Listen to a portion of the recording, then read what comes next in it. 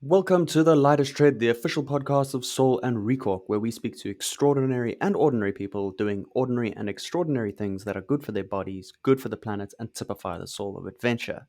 I'm your host, Paul Morn Brown, and today my guest is Connor Ryan. Connor is a proud Lakota and passionate skier and storyteller. He was born and raised at the foot of the Rocky Mountains on Arapaho, Cheyenne, and Ute Territory. He considers these landscapes among his biggest inspirations and closest relatives. The peaks and trails led Connor to find a deeper relationship with himself and nature while providing a cherished space for reconnecting with Lakota culture. As a professional skier and avid trail runner, he uses his athletic endeavors and filmmaking to find common ground and stoke passion for action throughout the outdoor industry. With his voice and praxis, Connor has been able to help Native communities be better represented in skiing and the outdoors, and guided organizations and brands into needed roles in environmental and social justice.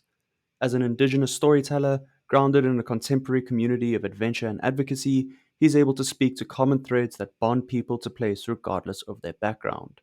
I speak to Connor about his award winning film Spirit of the Peaks and how to find a productive, forward looking notion of responsibilities for brands operating within the outdoor industry and the ski industry in particular. Connor wears a sole performance thin footbed in his ski boots, which he loves for the comfort they provide, as well as the carbon negative impact on the planet. If you enjoyed today's conversation, please do subscribe wherever you get your podcasts. Enjoy. Listen up, folks. It's time for the lightest trip. We're rolling with Connor Ryan. Hey, Connor, thanks for joining us. Yeah, absolutely. Stoked to be on with you today, Paul. Where are you based, Connor? I'm based here in Boulder, Colorado, which Cool. is where I was born and raised. Are you guys still getting snow? Up high until like last week, we were getting it, and I think we're probably pretty much done at this point. But yeah, I think the last powder day was like May 7th or something like that, 6th. So yeah, it's a pretty good season.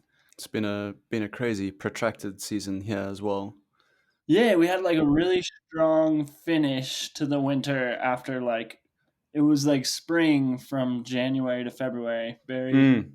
very global weirding kind of winter, Global but weirding, yeah, indeed, yeah, it was at least nice to like finish off on a strong note for a little bit. for sure. I just got my AST1, bought a split board at last. So I'm stoked for next season. I'm all ready to get out in the backcountry next season. Nice. Are you dreaming of lines when you look up at the mountains? Always, Nice. always. That's awesome. I love seeing more people get empowered to get into the backcountry. It's a beautiful thing. Mm. Which is something that I actually wanted to. It was something I wanted to ask you in relation to Spirit of the Peaks, your movie, which I've watched a couple of times and really enjoyed. By the way, I'll start off by saying I think it was a fantastic project and a fantastic and awesome perspective. Yeah, and I mean, just super well made. You guys nailed it. Like everything about it is cool. It's the skiing's cool. The snow's beautiful. The message is awesome and easy to relate to. And yeah, I think it's a highly recommended watch.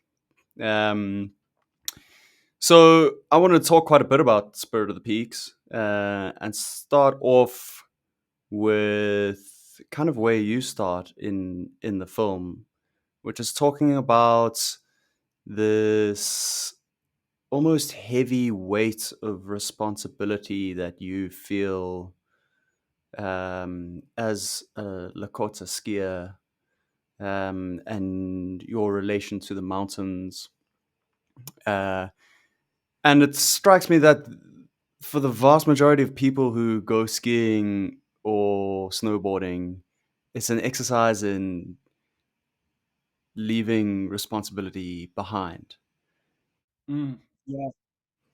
And this experience, you seem to you portray the experience, at least to a certain point, as being almost the opposite to you. Obviously you enjoy it very much, but it carries a specific kind of weight for you, and I'm wondering if you can give a little bit of insight into that heaviness and that weight, and a bit of an explanation of that.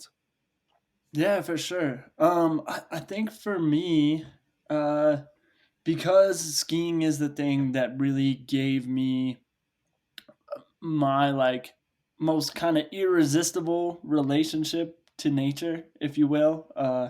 That relationship where like if it snowed and it was a powder day, like I had to go. Like it was the highest priority on my list. And I'd never had something to like pull me outside in that way before. And you know, I grew up in the city and in the suburbs. Um, and as a native person, like my culture is all about nature, but and our connection to that and being immersed in understanding that. But I didn't have something to immerse me in nature until I skied. Um, and so I think because of that, uh, I saw a potential in skiing that I think like a lot of other people maybe didn't see, because it was the thing that connected me to my own culture. And as a native person, like there's a journey that we have to go through because of, you know, the act of colonization and the education system and all those things. Like there's this act of having to like re-educate yourself on your own personal tribal history. And for me, that coincided with learning about my culture. And at the same time that I was doing both of those things, I was falling more and more in love each season with skiing. Um, and so for me, they were kind of three things that were braided together. And so then when I would go ski in these places, um, my tribe's kind of traditional territory ends at the foot of the mountains. So when I would go up to ski, I was on somebody else's homeland. And being in that process of like learning my culture and history made me realize that wherever I went, there was somebody else's culture and history tied to this place.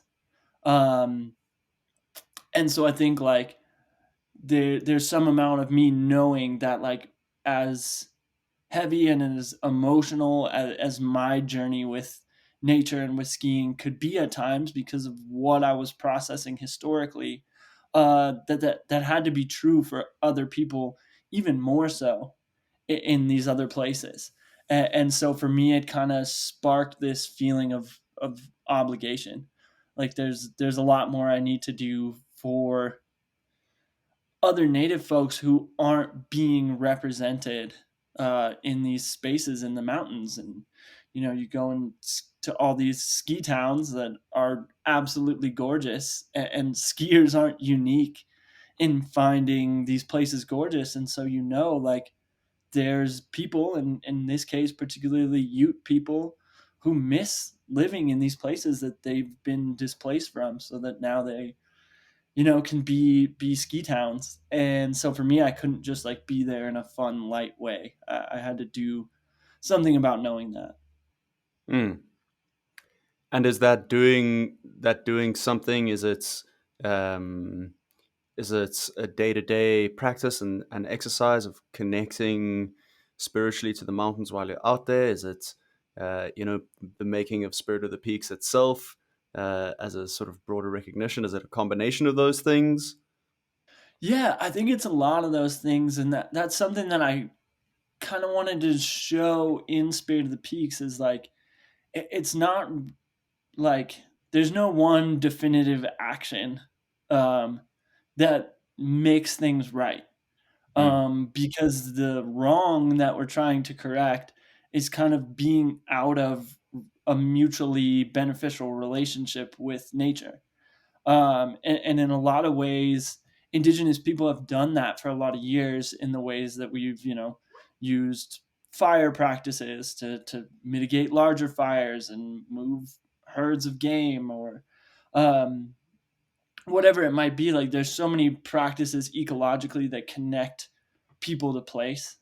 And for the people who came before us on these lands, those were a daily activity. And so I think for us, it is like it's a daily activity. It's like there's so many ways. that can show up for any individual person. Like in the film, we talked to Lorelei, who's a tribal councilwoman, and there's a ton that she has to do to advocate for her tribe to even have access to clean drinking water where they live. Mm. Um, and then we talked to Teal, who's a local environmental activist who's on the board of the people managing the cleanup of this, massive mine spill that happened in the mountains there. And so maybe it's that you find a role in your community like that, where you show up and you run for office, or you get on the board of some committee and you get involved that way. Or maybe it's, just making all these collective choices that in your life are greener, right? Like you switch to putting the cork insoles in your ski boots, right? It's like, but I think it's that attitude of understanding like how the places we love are constantly all connected to our decision making, um, and just bringing some awareness to that. And so for me, making Spirit of the Peaks was a part of that, right? Was to be like, okay, like I'm a skier, and what I want to do is make a ski film, right? And like I have this platform being an athlete. And so how can I use this platform to serve something more than just like, oh, here's how cool I am, which I think happens a lot in our sport, and like that's a great thing. There's a lot of cool people in our sport, but I think that's for me what a lot of it was like I wanted to tell a story that shows a lot of these historical points that are never shared, that I think are relevant to everybody. And at the same time, I want to start setting that as a trend of like you can make a ski film at the utmost highest quality, right? Like we've won best cinematography at two film festivals already. It's like a film that I'm very visually proud of. Mm. And I think ski films have been visually beautiful for a long time. Mm. But then like at the same time, that film can have a ton of soul to it. And like let's start setting that as a precedent, that like you can have top tier writing, beautiful cinematography, and a soulful important story all at once in a ski film. And so yeah, I think that's like it's kind of all about that general attitude of like whatever you're going to do it with a purpose, do it for a reason, do it for something bigger than just your own fulfillment. And I think you'll end up coming back with more than what you would have done in just trying to fill your own cup. And I think that's like a community lesson that needs a revival in these times. Is like it feels better when we do these things together, and together can also include like the landscape and the environment that we care for and love. For sure. So it struck me, and I mean, I mentioned the AST and the backcountry thing, and speaking to the beautiful cinematography in Spirit of the Peaks, and it seems like a good opportunity to um, go straight there. And my thought when I was watching the movie was there were a couple of things that stood out, and one of them was the glaring lack of snowmobiles and helicopters. Yeah, It's all you.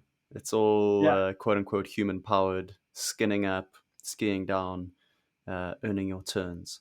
Um, and it's something that I've given quite a bit of thought to is the extent to which when we go skiing and snowboarding, we do connect to the natural world and to the hydrological cycle in this particular way that you describe really beautifully. I think of you can look at the turn that you've made in the snow and see that you've touched that water that will then go on to feed life in so many other places and other ways. But at the same time, it's a process which is, for the vast majority of people, sort of purely recreational and maybe doesn't have as much of a considered aspect as it might. For a lot of people, it is. A lot of people, it does can feel like a sort of semi-spiritual experience. But for a lot of people, it's just okay. I'm gonna go make some turns. And I was thinking about it in the context of the backcountry and the amount of preparation it takes and consideration it takes. It's one thing to hop on a chairlift, go to the top, ski patrol is blasted, you're safe. You don't have to think about the dynamics of what's actually happening in that snowpack. What are my effects on the snowpack if I decide to ride the slope? Is it stable enough for me?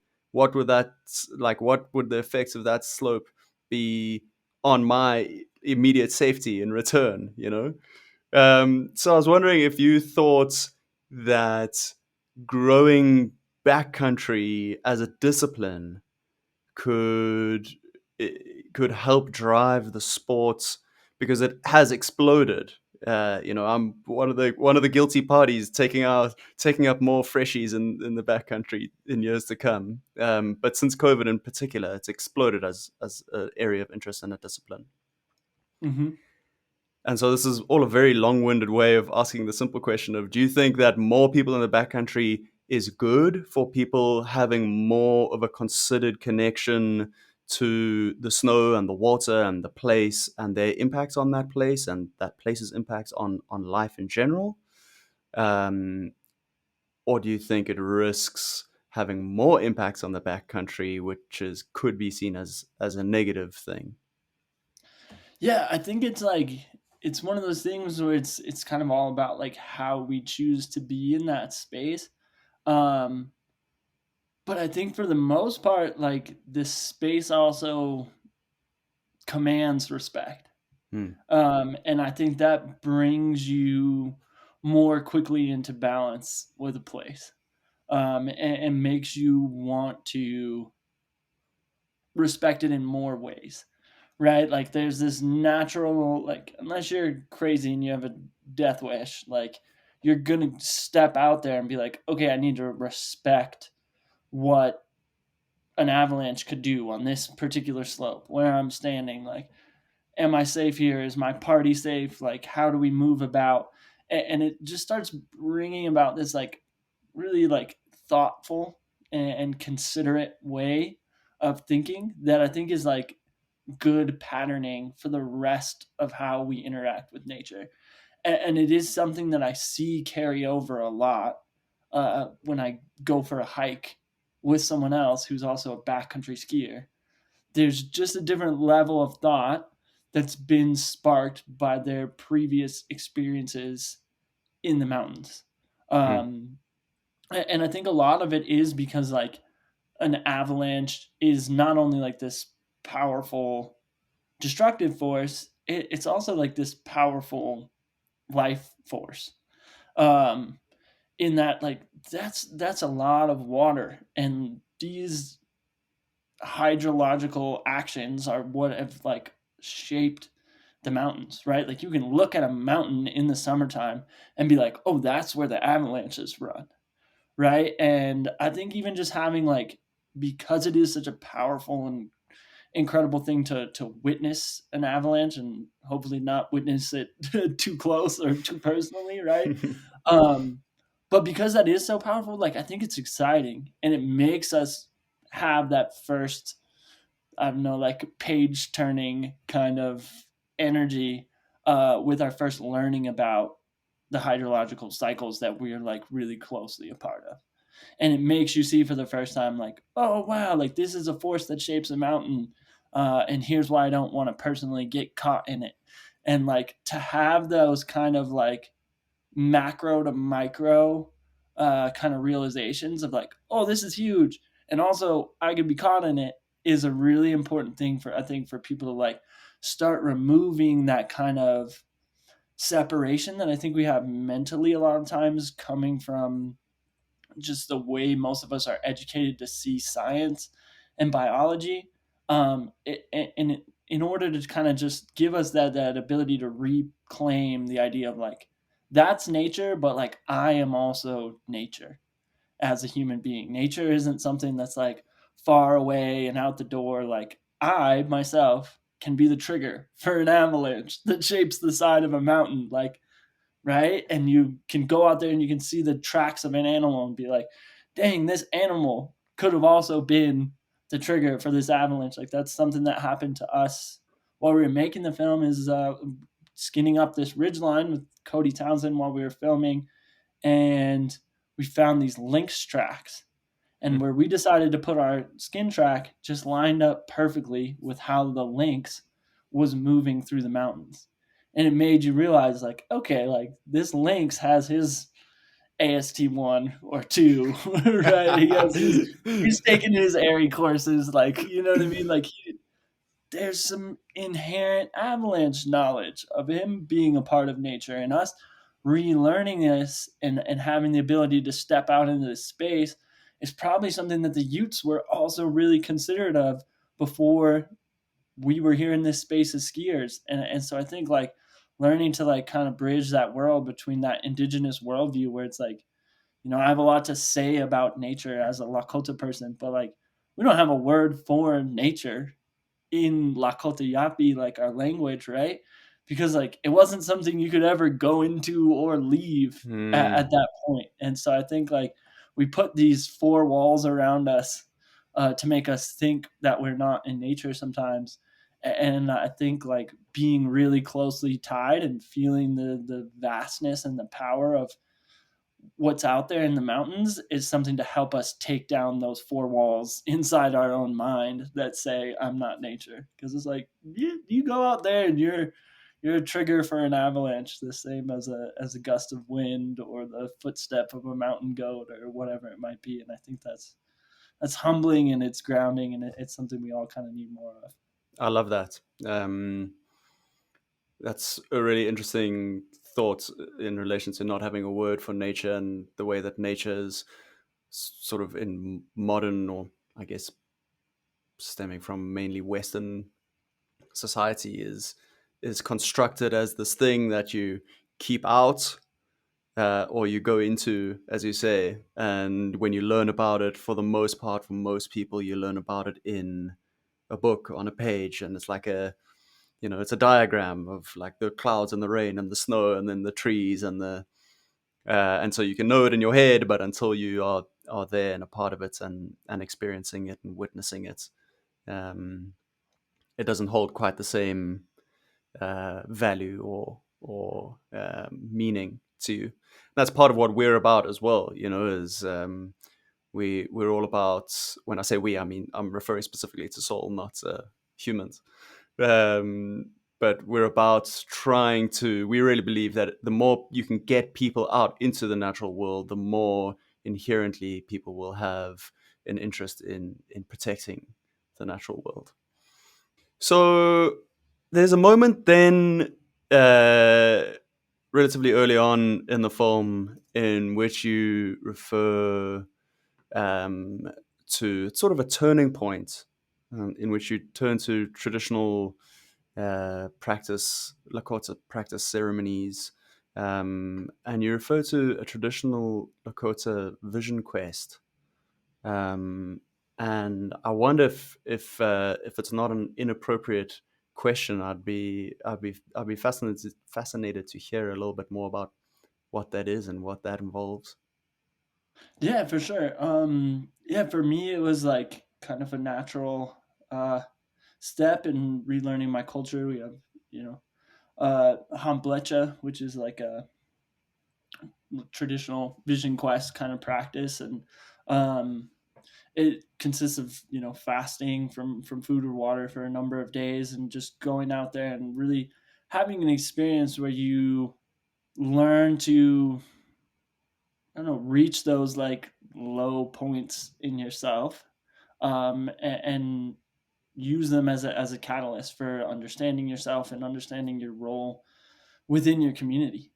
And I think it's something that we're kind of like missing at large, it, in the world culturally right now, because it's something that traditionally would have been a coming of age ceremony. It's also used by medicine or men or people trying to have a prayer answered or whatever it is throughout the rest of life as well. But for young men, that would have been our one of our first practices. And you go out there and you go without food and water for a number of days. And um, the reason why you do that in a lot of senses is so that you, as in that role as a man realize the value of food and water, and what you should sacrifice to make sure that the rest of your community never has to go without food and water. Really simple things like that. But I think like if everybody did that, we wouldn't be living in a world where people are trying to put oil pipelines through rivers and doing offshore drilling where the sea life is, and the humans are surfing or fishing or interacting with that sea life or whatever. And so I think it's just like a really good way to kind of align people early on in life with like these are the most simple facts of life. You need food, you need water to survive. It sucks a lot to go without it, but here's what it feels like for a few days, so that if it does happen to you, you're familiar with those feelings, you know how to push through them. And also just that ability of like learning to suffer. I think that's something that people get a taste of or a feeling of in the outdoor sports world. That's like a really common term, right? We were on a suffer fest. It was Yeah. some big journey, and I think like that's a cool thing. And I think like this is kind of a foray into doing that in the non-elective sense, right? Like you don't just choose it, but learning to like feel what that feels like. I think is something that kind of brings community together to understand like, oh, this is something you've had a hard time, I've had a hard time. That makes each of us a little humbler and more able to connect with one another. So yeah, that was something I chose to do, and something that put me more squarely on my journey of knowing like, okay, like there's a way that I can use what I do as a skier to benefit my community. And that was a question that I struggled with as a long time. uh, Skiing can be seen as and can feel like a selfish pursuit, and for me, doing those hamblecha, those vision quest ceremonies was a big part of understanding like, oh, okay, here's how I can use my voice and my platform as a skier to benefit the community in a much larger way. Amazing. It strikes me that that's sort of lack of food, or that fasting thing is a common um, it's common to a large number of spiritual practices or religious practices throughout the world. There's got to be something there, There's in Christianity, there's the story of Jesus goes into the desert and he doesn't have any food or water, and so you recognize Lent every year around Easter. Um, in South Africa, I'm South African. I grew up in South Africa. In South Africa, the Xhosa tribe has the initiation ceremony where young men um, go as they're entering manhood. They starts off with a circumcision ceremony, which is quite intense. But then they go off, and the young men live in the bush by themselves, and a certain amount of that has to do with healing, and there's a certain amount of deprivation of food and water, and then they come back and they've sort of similarly. So yeah, it's interesting to me just that universal sort of theme of you have to experience deprivation in order to understand the value of things. Yeah, I Um, think so. I think that's a big thing. Like sometimes I think about these people, like doing whatever environmental nonsense that they're up to, and you're like, I think if we made you go a few days without any food or water, you'd probably change your perspective pretty quick on doing something that jeopardizes someone else's food and water in order to have oil. Because hmm. it's like, yeah, it's cool to drive a car. That's really convenient, but it's a lot less convenient to be on your third day without water. That's worse. And that's what it comes down to, is that so much of it's again this the thing of, well, the nature's the nature's outside of the four walls of my air-conditioned car that I enjoy, and obviously we're not bashing on driving cars necessarily, but there's a certain amount of removal, of removal from the basic truths and necessities of the way that the world works and the way that we as human society must the things we need in order to continue to thrive, Absolutely. and our different definition of what that thriving is. Totally. Um, Yeah, because I think that's maybe one of the things that's separated us so much now in this time is like for somebody it would really be suffering, right, to go a few days without a car. hmm, And there's somebody else who's never had a car for a day in their life and hmm, could, you know, couldn't care less if there was gasoline to put in that non-existent car, right? hmm, But the thing those two people have in common is they both drink water, they both eat food, like, and that hmm. is much more of a ingredient to a happy life for all human beings than it is to have phones or cars or even go skiing. So I think those things are really important for us to remember and hold sacred. Of like, you know, what's sacred isn't necessarily something that's some like magical, mysterious spiritual power, right? So what's sacred is like what's essential to life. And I think that's a big part of what we try to convey in Spirit of the Peaks, like especially through imagery, but those are also like the closing thoughts of the whole film is like we protected these places because they're sacred, and to us sacred meant essential to life. So, if you're a skier now and you think skiing is essential to your life, if you think drinking water is essential to your life, then like join us in standing up for these places. And I think that's like, I don't know, in a time filled with a lot of different divisive messages, I like being able to have a message like that I'm like, who can't get behind that, right? Like, Totally. yeah. So, It's you say if you think skiing is essential to your life, and it seems like a slightly tongue-in-cheek thing to say because it's of course not essential to anybody's life. But I moved to Canada in order to be able to snowboard, right? So I've shaped my life entirely in order to be able to chase this thing, which I have a passion slash addiction to. right. Um, And and that's a magical thing. Like that's so much of what I wanted to be able to tap into with this film was like, I don't know a lot of other sports where people do that. mm, And I think that's a powerful ingredient of what makes this community. and people will shape their lives and their lifestyle and where they live and how they live and what work they do, all around their ability to go skiing. Yeah.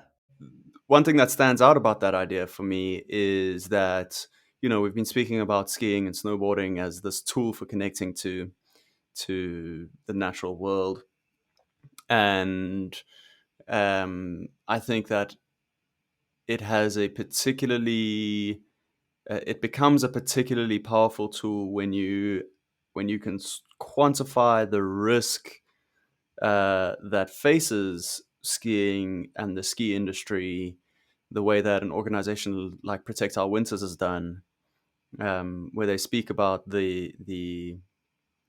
um, the shortening of winters and the reduction in the amount of snowfall over the last couple of decades, and the outlook for the next, that within, I'm not going to say any hard statistics here without having them at my fingertips, but within the next 80 years, in a large portion of North America, the ski industry will be really threatened. Like, there Yeah. just isn't going to be enough snow left. And that to me is a particularly tangible concern in terms of it really is time to start looking for better ways and start implementing better ways that we can live as human beings. That resonates with us as a company. Obviously, we're all about trying to find more sustainable ways of doing the things that we love. Speaking of which, you say in the film, the ski industry and the outdoor industry needs to reconcile with the fact that this whole industry happens on native land. They are places that have been deeply related to indigenous people for so long. There's no blame in that statement, but there is responsibility on the other side. And I think that part of the problem in sort of global discourse, or not global discourse, but in relation to speaking around difficult issues or issues that feel um, affronting to people or confronting to people is that people are very prone to defensiveness, especially when it comes to the facts of well, I'm not responsible for what has happened in the past. And I think I really like the way that you articulated that of saying like we're not talking about blame here. We're not saying the ski industry is responsible for native people being forcibly driven off their land, but we are saying that there's a certain responsibility looking forward that you have to take into account. And I think that's a crucial distinction that people don't make often enough. We use the word responsibility, but we don't think about explicitly enough the fact that responsibility can mean you can be responsible for something in a backward looking way, and you can be responsible, you can have a forward looking responsibility, a responsibility to something. And in certain instances, um, it might be both, right? So say you have kids, you're responsible for creating those children, and you have a responsibility to care for those children moving forwards. There might be certain instances where you're just responsible for something, which is just as obvious. You know, you do something, cause and effect, you cause something to happen. But you can still have a responsibility looking forward without having caused the set of circumstances which lead to that responsibility. And so one thing that I think helps is if people use like a thought experiment to say, okay, you're at a public pool, you're walking past the shallow end of the pool, and there's a child in the pool who's panicking and starting to drown, right? You didn't, it's not your child. You didn't push the kid in the pool. You're not responsible for the signage around the pool. You're not responsible. It's like not your fault that the kid can't swim. But most people would say that under this set of circumstances, you have a responsibility to do something because you're right there. You're also enjoying the pool. You know, Right. the pool is there for your benefit. You know, you like get in and help the kid, right? Or you know, whatever it might be. Yeah. I think Um, that's a great way to put it. yeah, you know, so I think that's just a thought that's been in my mind, and this is something that Yeah. on a personal level I've grappled with a lot as a white South African, you know, growing up in South Mhm. Africa and post apartheid, deeply racially divided uh, circumstances. You know, and a lot of people will very immediately get very defensive around their role and the fact that they haven't caused these things. Yeah. So, in short, I like the way that you pointed out that it's not about blame, but it's about recognizing responsibility moving forward. My question is, like, is there a practical piece of advice or practical sort of action item, you could call it, for brands in the outdoor industry for exercising that responsibility, or in the the ski industry in particular? Is there something tangible that you can suggest that ski industry brands should be doing? Yeah, I mean, I think there's kind of a couple of different sides to it. Um, so I think like in some of the most like basic, simple practice sort of things is like circular. I don't know what you would call it. Circularity within like a supply chain is a huge thing. Hmm. And it's one of the simplest things that to me is like an indigenous lesson, and I know of the ways that it's indigenous to like my people's specific knowledge, but I think it's one of those things that's a valuable reminder that like we were all indigenous to somewhere once, right? And however indigenous people lived almost anywhere they lived in a circular model with nature, right? Like whatever resources you have to make things out of came from the land and returned to the land. Hmm. And it's a really simple thing that I think like there needs to be a lot more of that, of like if you're creating a something that doesn't have a way to break down in a natural cycle, then you need to be creating the programs to continue the longevity of use of whatever that thing is. And if you can't do that, then switch to a natural material to make it out of. And that's like something I wrestle with a lot of times is like, man, it's weird to go out and have your connection to nature and do all these things. And you do it in a suit that's basically made of petroleum. Like Hmm. that's kind of a strange feeling. And so, yeah, it's a little better when that petroleum suit is actually recycled plastic water bottles, and you know that like the uh, waterproof coating on it wasn't harmful to the environment wherever it was put on, like things like that. Like that's huge. I think Soul does a great job of these sort of things where it's like you have a product that's a natural material and it's recycled and it comes in zero waste packaging. Like I think that way of thinking is like really important thing to build on, and is an indigenous theme from anywhere. You're not appropriating it, like just implement that wherever you're at, right? And that's a really simple thing. And I think from more of like a cultural historical legacy standpoint, um, one of the most important things is just like how are we telling the stories, right? Hmm. Because like that's so much of what motivates us in getting into these adventures, um, and it creates the conditions in which we kind of like cross pollinate ideas about how to be in these beautiful natural landscapes, right? But I think like there's a huge myth that tends to exist, especially in the United States and Canada, which is like, oh, we're going out into these wild, quote unquote, spaces, these wilderness areas. Well, like the definition of wilderness by the US government um, includes this phrase untrammeled by man, which essentially suggests that like a wilderness area is a place where no people have ever been. Hmm. And I think like getting rid of that idea is a really important thing to understand. And one of the great like kind of dichotomies of this that we saw in making this film is the wilderness area right next to where we were filming, and it's pictured in a lot of the film, but we can't go film there even as indigenous people in a wilderness area.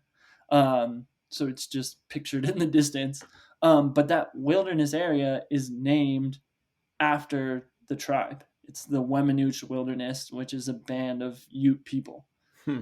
And so it's like the irony in saying like this is a place untrammeled by man named after the tribe that lived here is just ridiculous. And so I think a lot of it is like rephrasing it of like we're not these brave adventurers going where no man should go or Hmm. has been before or whatever. Like we're people exactly where we belong to be, which Hmm. is out here amongst all these things. And I would tell you as a skier that the first way that I would learn how to go ski in some new place where I haven't skied before is I'm going to ask the people who have skied there before me.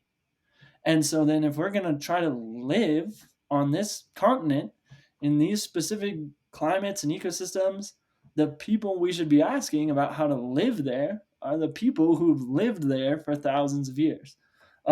And so I think it's like really that simple of like remembering and however we portray these places in nature that like these are the homes of indigenous people.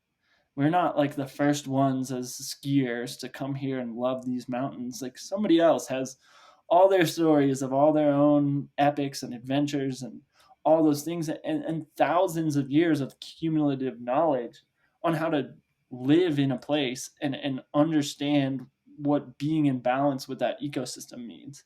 Um, and that produces like a lot of cultural values that I think like people in the outdoor industry and people having these adventures would really resonate with.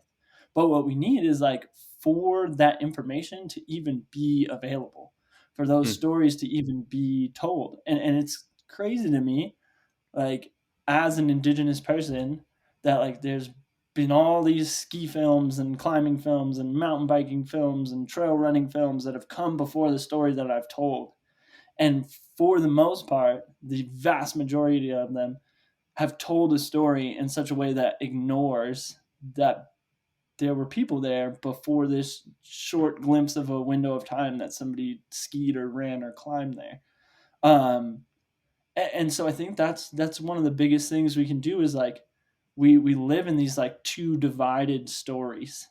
And what I think that does is like it dehumanizes the indigenous story that came before, right? If we're like, oh, the story of people being here starts with when they made the ski town and built the ski hill and everybody moved in. And it was like, that's not the story.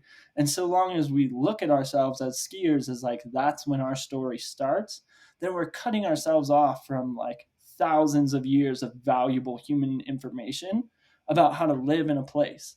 And I think it's an important thing for people to understand that like that's what ingrained white supremacy in a system is to say, oh, we're going to teach you about a place, but the only thing that's relevant here is the scientists, is what the white scientists learned in a space like this.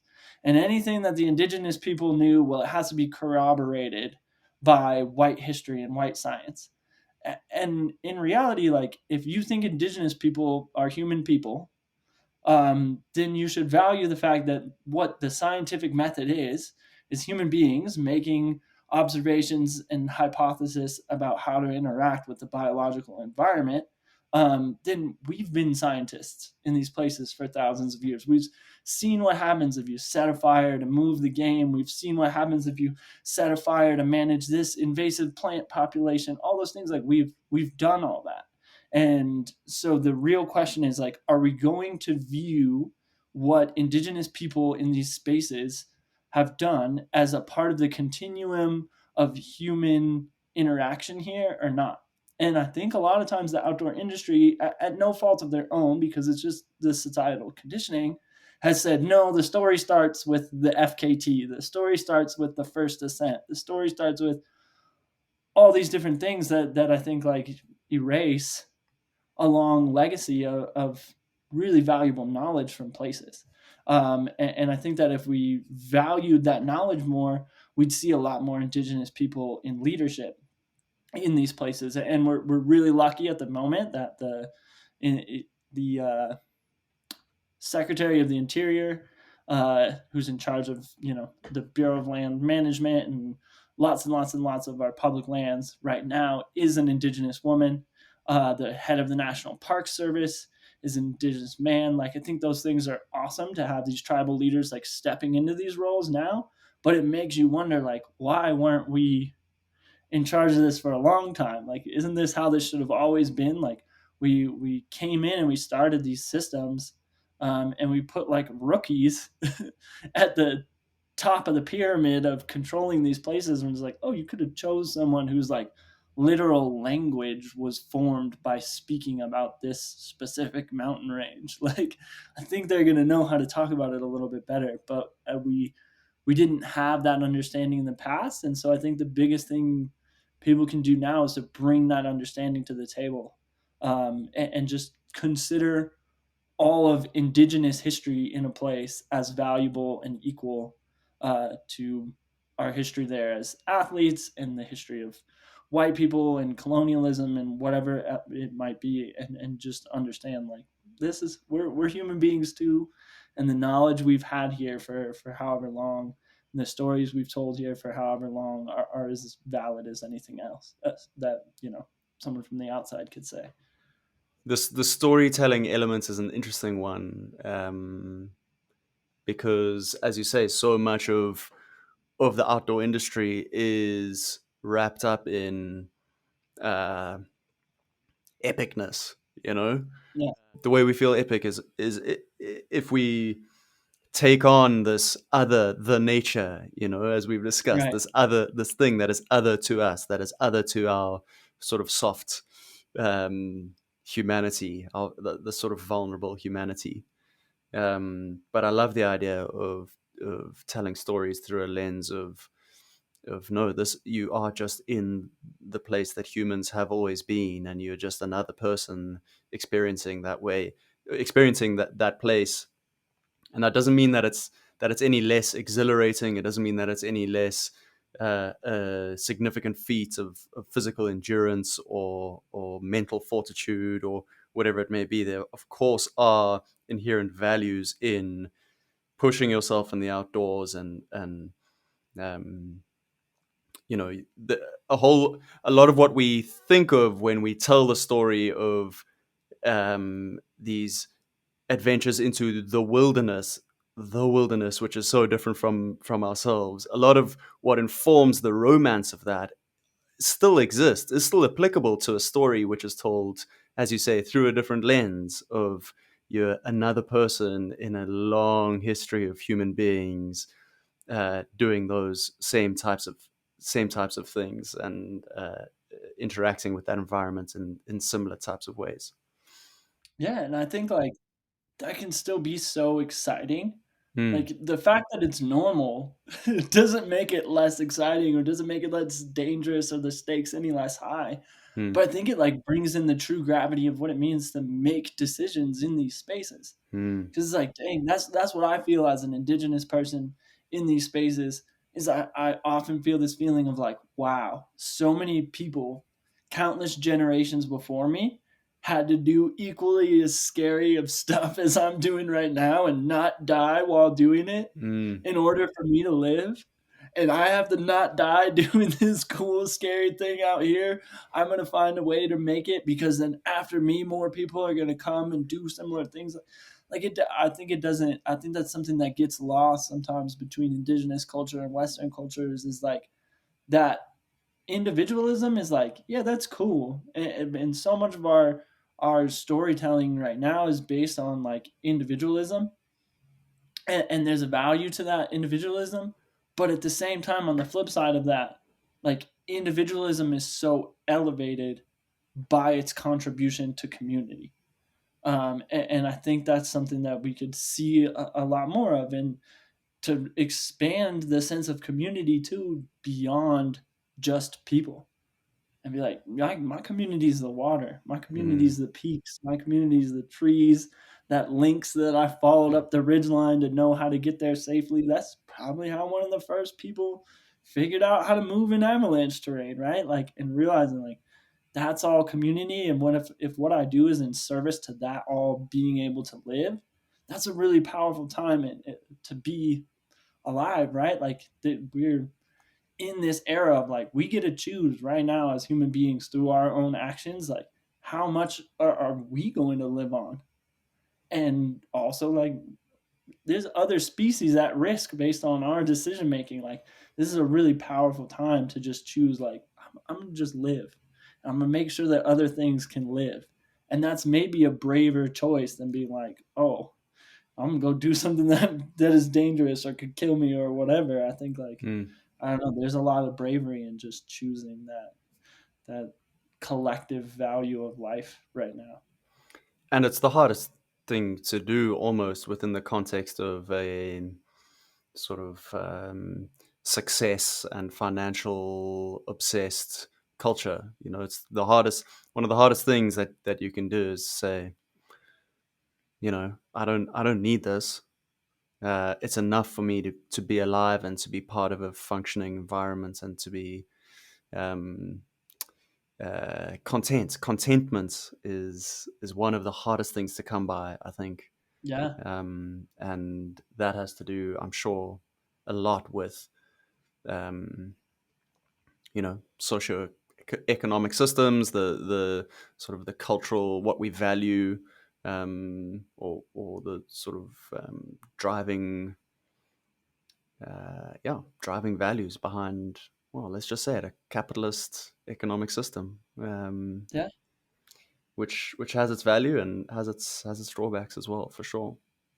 yeah, yeah. I mean, I think that's one of the trickiest things when you're talking to brands and you're like, "Whoa, I love the product you make," right? And that's made in the capitalist world, and like I love my Solomon skis. That's where I ski on. I don't want to ski on any other brand. And Mm, like mm, those are what I like, you yeah. know. And I think there's a value to understanding, like, okay, how do we keep those things? How do we keep these identities that we love collectively and that empower the things we do?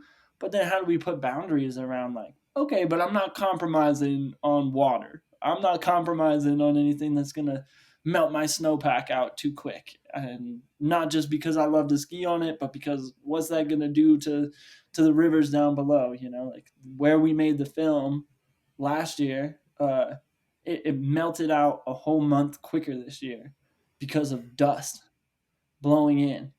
Oh, And whoa. so the mountains there almost melted out. Whereas this time last year, like that's when we finished the film. Hmm. It's a pretty stark contrast being up there again. And the reason why it melted out is because they've opened up all this more ranching down on the desert in Utah below that. And the animals step on the ground, kick up dust, and that dust blows up into the mountains and makes Whoa. this snow such that it doesn't reflect the light anymore. Instead, it Mm. absorbs the light and it melts out drastically quicker. Well, we just also at the same time, this is like their the first year that they're drastically amending how the water flows in the Colorado River, and they're basically Lake Powell would be dry right now, and that dam powers tons of places. Same with the Hoover Dam that's downstream from that. Um, yeah, and it's just this crazy thing of understanding like, okay, these are like really deeply connected issues, and we got to have some guardrails on how we do business, because there's things that we love and we shouldn't have to give up all those things, but at the same time, like we shouldn't be doing it to the extent that the rivers run dry, you know. And it's like, okay, maybe there's supposed to be skiers in the mountains, and that's something we determine we want to have as a value. But like, there weren't cows in that desert before. Like maybe cows don't go in the desert. Maybe we got to have some rules about things like that. And so, yeah, I think it's just like bringing that fresh way of thinking and allowing all of us to have a space where it's like, okay, like how do we allow these different sets of things that we love and our different ambitions and passions to help us understand like what's sacred and what we can't compromise on. And I think like you get a really powerful window onto water, through being a skier, through, you know, getting to have the process of making this film or watching this film or whatever it might be, to realize like, okay, yeah, like it's awesome to have skiing, but I need water more than I need skiing. You know, I Mm. need water more than I need capitalism, more than I need the insoles in my shoes, which are awesome and carbon negative, like any of those things. So yeah, Sure. Yeah, that's fascinating. About the melt off and the impacts of ranching, and that's got to be the hardest issue facing us is the just vast interconnectedness of everything that we don't that is so impossible to see. It's not impossible, so difficult to see from from everybody has a perspective which is informed by their own interests, basically. yeah, um, and it's so difficult to see a bigger picture without someone putting it in front of you. And it's so difficult for that, even that bigger picture, to be put in front of you and to have it be effective without actually seeing it in person. yeah, um, yeah. It's wild. We talked to the water activist, Teal, in our film, and that was one of her biggest things. Is like one of these simple things you don't think of. But when we talked about like the water crisis in the Southwest United States and the mm, ongoing drought and all those things, one of the craziest points that she left us with was like, if people stopped having lawns in like places where you're not supposed to have a lawn, like Colorado, southwestern Colorado, New Mexico, Arizona, where there's all these lawns and golf courses, we'd pretty much solve the water crisis. That like the majority of our water is just getting poured on lawns, so you could have this patch of green grass that like culturally we think we're supposed to have mm, in a place where it just like it has no biological business being growing there. there. Yeah. Yeah, and it's like, so if everybody in that area just stopped having a lawn, like the rivers would run again, and we'd be fine. But it's just like Wow. nobody. But when you go water your lawn, you don't think of that either. You're just like, well, I better water this, or else it'll be Mm, brown, and my neighbors will judge me. And you're like, yeah. wait, you're not really allowed to like from 30,000 feet, collectively look at like, what is our decision making doing? Yeah, crazy. Wow, that's a fascinating stat. Yeah. So speaking of watering the lawn, what's in store for summer for you? A lot of running this summer. Really stoked. I'm gonna be doing the Leadville Marathon in June up high here in Colorado. Um, yeah, which should be exciting. I'll be working again. I'll be mentoring at Footprints Running Camp in Silverton area, which is like we bring out college age students who have projects in their community that are environmental or social sustainability projects, and like a team of like professors and professional athletes and just all kinds of rad people. We mentor these kids for a week on how to bring their projects to life in their Awesome. community. It's a pretty exciting thing. And then Will yeah, you right now just ready if to you train for winter. if you send me a link to that to the footprints, did you say it was Yeah, called? for sure. Yeah, then I Footprints will. running camp. Great. Yeah. We'll put that in the show notes on the blog so people can check that out. Yeah, it's a pretty sweet project. Gaining a lot of steam. We did it for the first time last year. Made a little film about it, and I'll send that over to you. Awesome. And so you're running mostly on the road, on your trail, or All trails for me. I all can't trails? I can't run on the road. It's just like too repetitive for me running on the road. If I run for like 15 minutes on the road, I feel like it was 3 hours. Whereas I could go trail run for 3 hours and it passes by like 15 minutes. So Hmm, yeah, I'll be out on the trails for most of the summer. great. And I'm sure that that gives a almost the flip side of the same perspective on how important water is. Absolutely, yeah. Well, sounds like a good summer. Yeah, I'm really stoked for it, and also just to be even more prepared for next winter. I'm sure you know how it goes, but Oh yeah. each summer I'm just dreaming of winter, even if I love all the running. Cool, Connor. Well, is there anything else that you want to touch on or discuss before we go? No, I think that's it. That's great. Great. Well, thanks very much for joining me and for your time. Yeah, absolutely. Thanks for reaching out to do this, Paul. I appreciate it.